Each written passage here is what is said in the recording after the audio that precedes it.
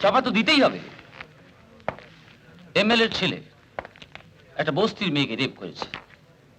সরকারি কর্মচারী হয়ে এই কেস তো আমরা কোর্টে তুলে দিতে পারি না। কেন তুলতে পারবো না? কেন? এমএলএর ছেলে বলে যা খুশি তাই করতে পারবো? যা বুঝেন না। বুঝি স্যার, বুঝি, আমি সব বুঝি।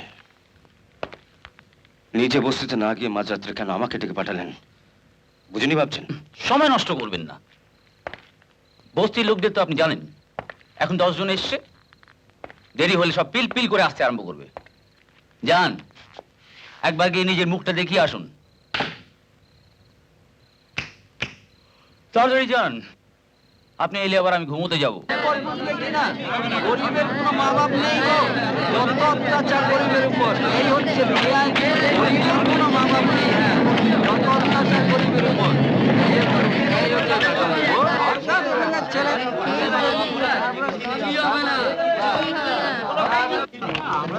দু হাত ভরে পাবি রে শালা, তার উপর এমএলএর ছেলে বলে কথা।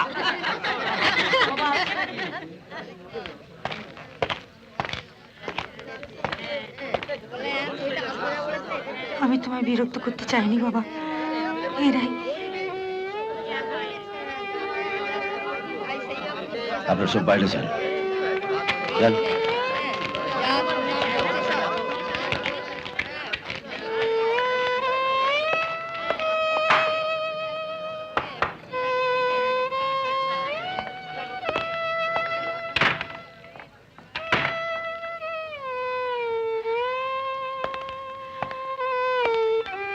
কি হয়েছিল বলুন তো?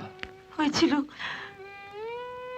হয়েছিল হয়েছিল হ্যাঁ বলুন, কোনো ভয় নেই।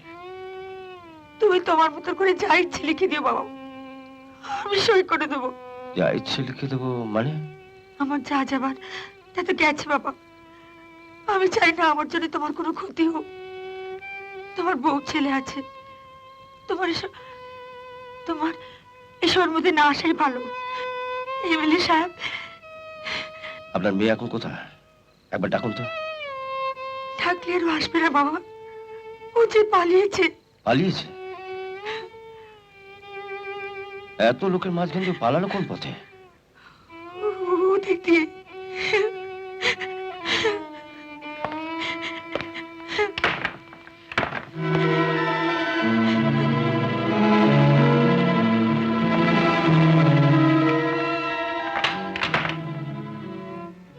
দোষটা তো হতভাগীর।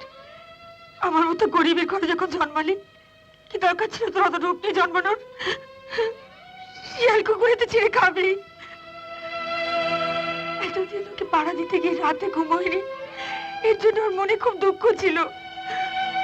আজ থেকে আমি নিশ্চিন্তে ঘুমাবো বাবা, আমি নিশ্চিন্তে ঘুমাবো।